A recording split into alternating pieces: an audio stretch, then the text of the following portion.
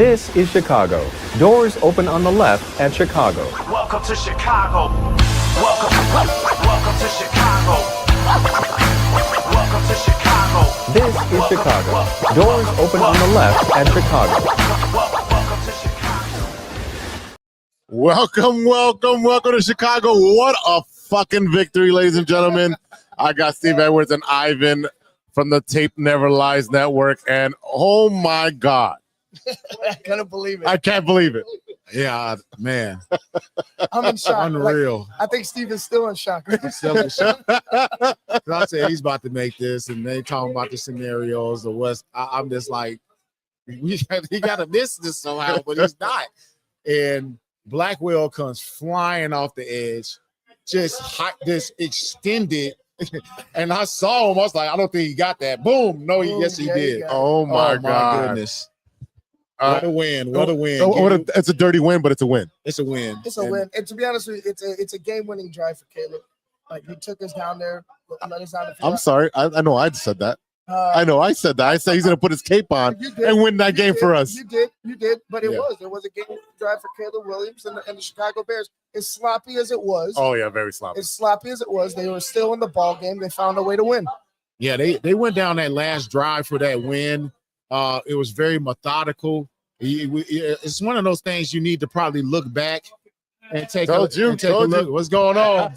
We got fans still excited. It's one of those things I think you need to go back and look at that drive and just appreciate what a hell of a drive. I was tracking, Max Crosby the whole time. You know what I was talking about? I'm watching the game from the inside, which I usually do, but it was just like, I'm like, if the pressure is not there, Caleb has a chance. And I even asked you, I was like, are they not? I'm like, what are they doing here? Because they're not putting pressure, and are they falling back? And I'm like, what are we doing? Yeah. Are you talking about the Raiders? Yeah, I was talking about the Raiders. Like, they're not pressuring. I think they weren't pressuring. They was relying on that front four. Yeah, I mean, they did come with that one pressure where Swift picked it up. Remember, he scanned across. So they did try to take this shot with some pressure, but Swift came on a huge, came up on the left side. I forget who they even completed the ball to. I think it was either Rome, but it was a lot of great throws by Caleb on that last drive. Great blocking by the front five and Swift, and guys coming up big on that last drive, and that's what you're looking for. Ugly game, but you find things like this at the end you can grab onto, knowing you got a lot of work. The beauty is you're going into a bye week with a win, and you know you got a lot of things to work on, but you're coming out of there with a dirty win, and you need some of these dirty wins. You'd rather win those than lose them, right? Absolutely. And to be honest with you, a win is a win is a win, as ugly as it was. But again, you look at how this team was able to overcome. You got guys stepping up. We talked about Trapillo, right? We had Braxton Jones go out early in the game. Benedict had to step up. He's already stepping in for Darnell Wright. He had to step up, go over to left tackle, which where I think he fared better off. Yes. Like in the game, which is ironic, which is kind of weird. But then you see your rookie right tackle in Trapillo. He did a serviceable job as a rookie against an all-pro like across. I'm gonna go a little bit better than serviceable. I would obviously want to go back and watch the footage a little bit more, but he did a really good job, barring the guy he was going against was on fire. Right. Max Crosby was on fire since the jump and started this game and was hard to deal with. And in situation, Trapillo was left. He got beat a couple times, but a lot of times he was able to man up on some one-on-ones on the backside without any help and was able to get his hands on them. So I definitely, we could talk about him being able to play left tackle for us, but what a job for him to step up. Theo had his issues over there, but they seemingly got it together towards the end of the game when we needed it. Got the protection. Caleb made the plays. Obviously, a lot of issues. The defense let them up the field, but special teams, which was not looking, gave up that kickoff return. Oh my God! Put them in that position. Right. Comes up big. What a win! Yeah, to be honest with you, I think there will be changes. We talked about the special teams. It has not. It's been subpar. Yeah. It's been subpar. And we're talking about the blocking, the tackling. And to be honest, I'll go further. I'll go to the defense too. Again, the biggest issue when I told you guys how we're going to win this game, stop the run, right? 240 yards on the ground They for them. did not to stop the run, and I don't believe they can stop the run against. I don't believe they can stop the run against anybody right now. It's that bad. No pressure. It's wet tissue. No pressure. No push against the pass rush, or no push against the pass, and then you got no way to stop the run. The defensive line right now is a huge question mark going into the bye. Yeah, huge question mark. We talked about not. Hold on, we got to work. Oh, they're running the bingo. They're running. Okay. Yeah. I'm just trying to win something. Right. Like, well, They're reading I'm off the feeling real raffle lucky numbers. right now. This after this win, like, but no, the D line. 165. Not me, not you. Hold on, 165. Nah, No. No. Oh, you got What? Damn it. right there. God dang it. No, I felt like I was. You got 174.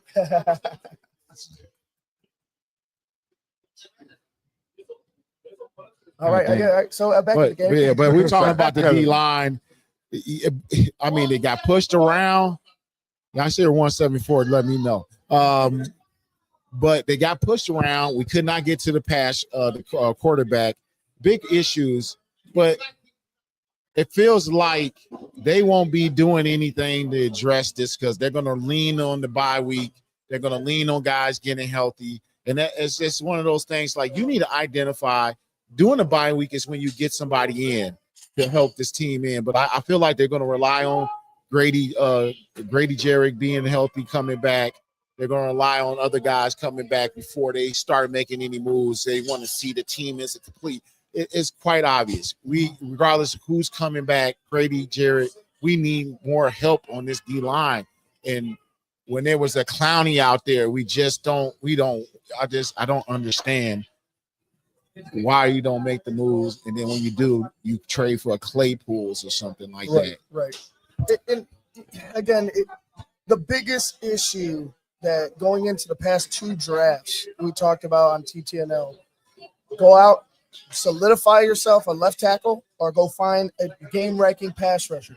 And multiple drafts now, they've left those guys on the board to be picked by somebody else, to go after guys that you probably could have gotten later, or you could have gotten somebody comparable to them later in the draft. But again, there needs to be an emphasis. Go after a top end pass rusher and go find your left tackle. Period. Do the Bears make a move with the trade? I think you got to figure out some kind of creative way, either to trade with a team, give up a piece. That's what I'm saying. I think we're a little ways away. Our best option is to bring in guys for workouts, guys on the street, and particularly the positions you're looking for. Maybe not D-line. They're not going to probably go invest on the D-lineman off the street and make a move and cut anybody. But when it comes to the running back, I definitely think you should be able to do that because you got guys you can let go. As you talk about Roschon Johnson, you can let a person like that go and bring somebody in that's going to help that backfield. You see what happens when we get the run game. The run game got going a little bit on that last drive with Swift. And then after that, things just go a little bit better in motion for any team, but especially Ben Johnson, when you know from the Detroit Lions, the run game was the key to everything they did. My biggest takeaway is not only that it's a dirty win, but the fact that we weren't able to run the ball, right? 70 yards on offense for running the ball, giving up 240. That's unacceptable. Yards per play, 7 yards for the Raiders, 4.3 for the Bears. 357 total yards. Yeah, we'll take some. And then 272 for the Chicago Bears. And I'm looking at individual stats. Obviously, we know what Caleb was doing for us. Oh, it's not even coming up. There we go. Caleb, 22-37 for 212, one tutty, and one Swift 14 for 38 yards. Unacceptable. No, Unacceptable. Look at those numbers. Mongai. 4 carries, 18 yards. 18 yards. Caleb scrambles 13. That's just, you can't live in the world. We could talk about, hey, just run the ball just to run the ball, to say that's not acceptable. That's not way football. We're talking crazy when we actually do say just run the ball. To run. No, you got to be getting yards. And this is squarely looking at this backfield. It's not it. Swift is a dynamic player, but like you said, he's not in between. He's not a 25 carry guy. You got to get another option in there. Somebody, you see it all the time in the NFL when some of these running back fields get decimated. You've seen it in the past. They'll pick a guy on the street and he starts to just play really well and like, yeah, we just picked him off the street, and they tell this story. Yeah, I was at working at the car rental place. Yes, Raheem what I mean? Mostert is that guy. Yeah, that's what I'm saying. You heard those stories. He's one of those, and we got to do that because the weapons are there. Caleb's passing ability down the field was there. He made some throws, but the whole offense was rattled too. So, but when the things are right, you see it. The last minute, the ability to put on the cape, like you said, at the end, he has that. He had it last year. We just had a coach that would ruin the situational football and allow us to lose these games. Caleb has done this before. I mean, we have a quarterback. We just gotta, for God's sake, GM, put the right pieces around them on the line, Protect them, and get after the other quarterback to give us chances, get the ball back, put the ball back in his hands more and more and more, and that's how we get better. We're about to be served some liquid gold here. Yeah. Shot for the Bears win, huh? Yeah. Waiting on that. Oh boy. Yeah. Hey, come on in. Come in.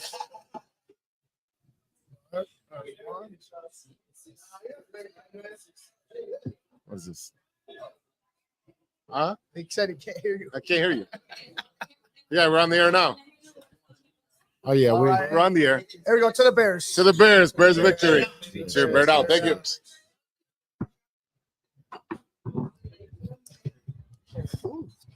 Good. Yeah. Liquid gold. Nice. Liquid gold. Yeah. Again, we were talking about the wide receivers in the pregame. Odunze, 4 for 69. You got DJ Moore, 4 for 38. This is your highest paid wide receiver. 4 for 38. Unacceptable. Yeah. Well, I don't know if they're trying, like, again, I know they're spreading the ball around because everyone's got 4 or 5 catches, but he should have the most yards. Yeah. I think he should be a little more. Okay, he could be targeted a little bit more. I'd agree, but I don't know if that's because Caleb has moved off his mark. Yeah. You know what I'm saying? I think that's some of the case. Is Caleb looking off him too quickly? Maybe that could be it too. Yeah, it's just one of those things you have to really look at the film and how that goes. Because one time we saw him open, and I think I want to say Caleb had got some pressure, and and it was like up the seam, not the seam, but he was like on the outside sidelines, and it was that high throw, I want to say, and then we thought it was intended for one guy, but when you and actually Rome jumped up and tipped it, and it was supposed to go to DJ. Yeah, so wide open. That was one that would probably went to him, got him some yardage. But my thing is, just keep watching the DJ Moore thing. You know what I mean? Like, at some point, how this season plays out. Luther Burden continues to progress, and you don't want to lose a weapon. DJ's a weapon. If we're going to be a good team, you want to keep him around. If we're all of a sudden like a team that looks like we can do something, you keep DJ around. But if we're in this like flux situation, DJ is a piece that you maybe move. He's obviously not happy at times. His body language shows it. He's still a weapon. There's a lot of teams that can, I don't know if I trust Poles to pull his off, but you can, obviously he's been out there, keep an eye on him getting moved. But I think that's going to be based on how this season continues to carry out as we get closer to that trade deadline. We shall see. Do we have pass rushers or did they stay in Chicago? I don't think we had any. It might be at the Bunny Ranch. It might be out there. Yeah, I'm glad. If you know anything about football, you can't just sit here and look at Caleb Williams and be like, "Hey, he's the reason." That's becoming dead. Yeah, you're really it's looking. lazy. You're looking real foolish out here. If you, because you run into a guy like me or these guys here, we're gonna tell you, look at what's going on. You got O-line issues, left tackle, right tackle. Even though they stood up and did something early in the game, there was major leakage. They let one guy just damage this team. Yep. On stunts, and there's issues on our D line. We don't even have to talk about the backfield. I'm exhausted on that. Our D line is not getting there, man. I've never seen such a lack of pass rush in the last 2 years. A team allows itself to be no pass rush 2 years in a row. That's insanity. To allow yourself. I didn't get no pressure last year. We can't be creative enough and get a guy who's going to, and we get Dio, and Dio's been a little bit of an upgrade from what, but he ain't doing nothing special. He ain't splashing. No. He's not going to be a splashy sack guy. Right. We need disruptors. We need somebody that they have to game plan against, and they're not game planning against none of those guys. No. And Stephen Sweat, like, I just don't get it. Maybe we looked into him. We thought Yeah, the that was talent. dead. We looked into the talent, and we say maybe we could turn him into. Yeah. No, it's just we overpaid for a guy who's just he's just an all right player. That's what it is. He's not a game wrecker. He's Yeah. not a game changer. He's just an okay player. Our picks were dead too. All our picks to click. Did anybody hit on anything? No. Nope. And you said you were gonna do Stevenson, and that would have been a better pick. That would have been the best one. And that's how dirty it was. So like, really, Byard who had really clicked this game? Byard with 2 and Stevenson with 1 pick. Yep. And then Breyer was the one that if you pick Breyer to go off, then you hit. That's the and Stevenson. And once again, another good game by Tariq Stevenson. Yes. Yeah. Wasn't it? Stepping up. I And mean, going into the bye, going back to to Washington. the belly of the beast. Yeah. Yeah. He needed this game Yeah. going into this bye, going into Washington. Well, for sure. Well, now we can kind of start looking at that. Now that we've pulled off the impossible damn near the ugliest game in the world, now we can actually look at going into the bye week and getting ready to play a Washington and revisiting and they're going to be motivated. Washington, they're going to be a motivated team. I'm guessing Jaden Daniels will be available that game. We are going into a very this is a weird. This is a lot of demons there. That basically turned our season into the worst season ever in franchise history. That is getting ready to get. We're coming up on that in the same deja vu. So it's a lot of demons that need to be exercised in the next 2 weeks, and that's going to be part of Ben Johnson's job, is to address that somehow. Like, I don't know how you do. I got to think about it. How would you address it maybe by tomorrow? Maybe y'all got some ideas, but going to the bye week, we get some. Who's coming back healthy? I don't want to. I need to see people coming back on this roster. You've been all out down for a second. I need to see you. You are ready to go after this bye week and available. I don't know. You start by releasing Roschon Johnson. Yes, that's a move that needs to happen. That's a statement move. That's a statement move, and you get your running back, knowing that it needs to happen over the bye. Right. Yeah. Yes. They need to find a running back over the bye, or they need to find somebody from the practice. Go bring somebody up from the practice squad. Something needs bust a trade out on the bye week. Get the guy here. You need to do something in the next 2 days. You need to do it fast, because you're not going to help this team out by not just having those two. You got to get Roschon. And then on top of that, Roschon was getting thrown around and not in plays on special teams. So you got a guy who's just out here. You can't win with a level of player like that on your roster that ain't doing nothing, hurt, look, and not even playing this designated spot. Then you got him on special teams, and he looks terrible. You can't have that type of player and expect to be a good team. No, definitely. Again, it's going to start with that, and then definitely address the defense.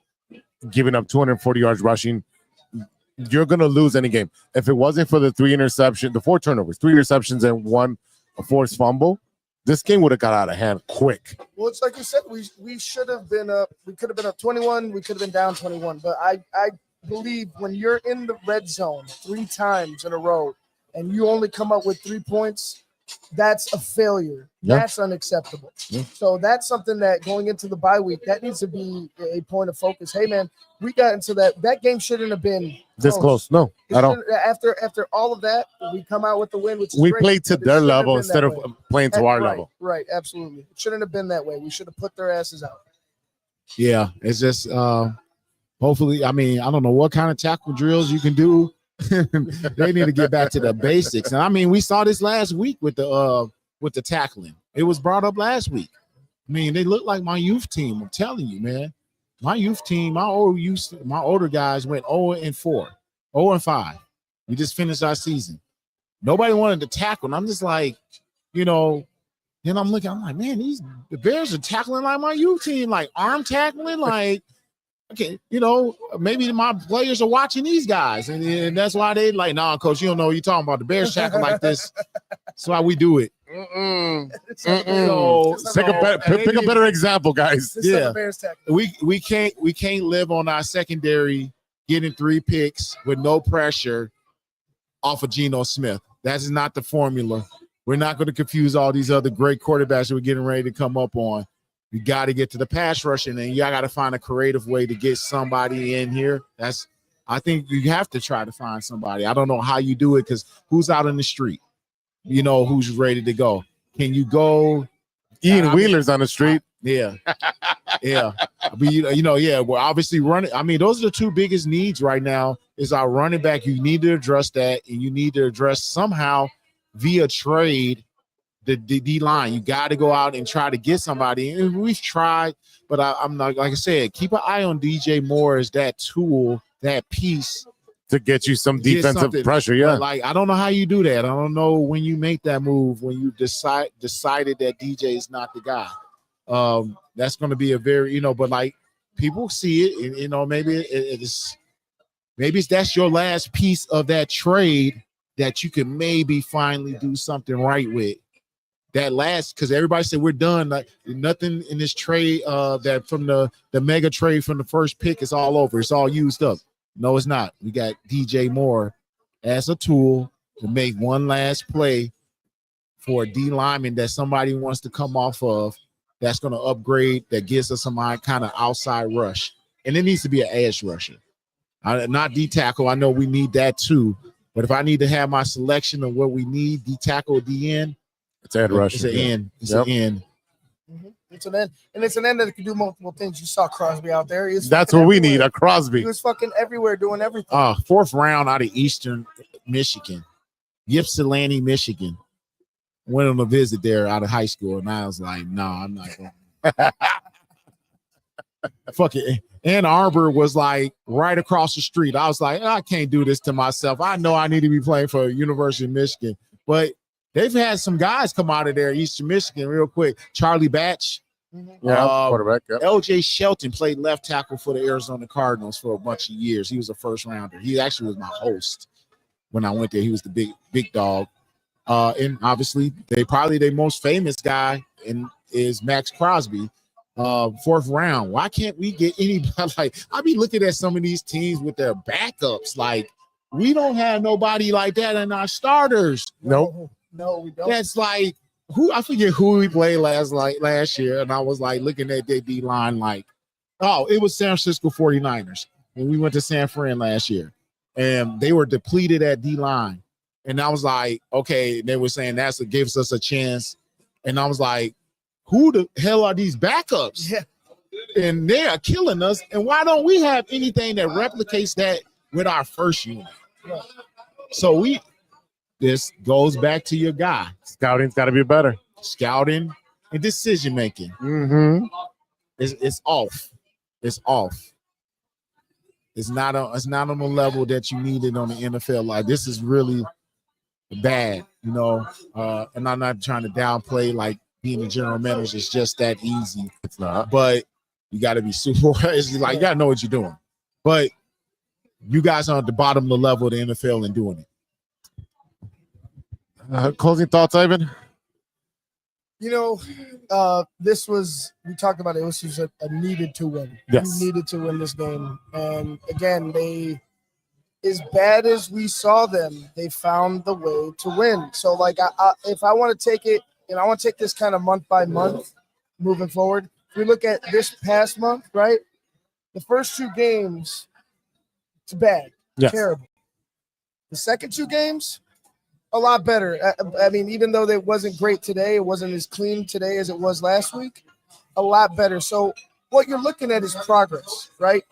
The Bears adjusted from losing that game in Minnesota, getting blown out against Detroit, came back to find a way to win against a bad Dallas team, and found a way to win when they weren't at their best against a Las Vegas team who pretty much had them against the ropes. So going into this bye, get healthy, look to figure some things out on that pass rush and in the running game, and get ready for Washington, because I think that this Bears team can go into Washington and get a victory. Yes. I definitely think they can go to Washington and get a victory after a couple of weeks of practice and maybe finding another running back. So yeah, we can't go into in that Washington game expecting to be successful, which is still a really stout front.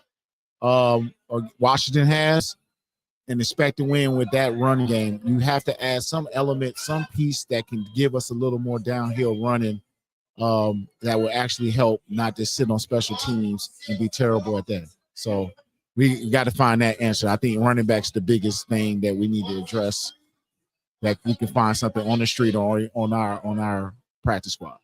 173. Oh, he hit. I hit. So I'm going to go play some blackjack. So, Steve and Ivan, thank you for this amazing day of football. I learned a lot from this guy right here, just even off air, just listening to this man. Tomorrow, 7:30, True Chicago Sports will cover Cubs, Bears. I know the Bulls will be starting soon, so we'll talk a little bit about that. And you guys are going to be doing a show. At 8:30, what were we doing? 8 o'clock? 8:30. 8:30. We got the Bear Down with Big Steve right here on the Tape Never Lies Network. So look for us tomorrow night.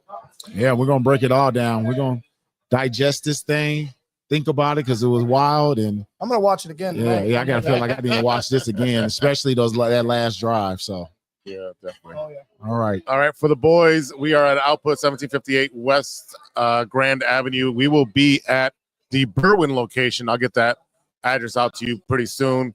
We'll be at that Berwyn location for the next 4 games, starting with that Monday night game against the Commanders. So for the boys, we'll take it easy, and we'll see you guys tomorrow. And until then, be good to each other for the love of sports. Peace.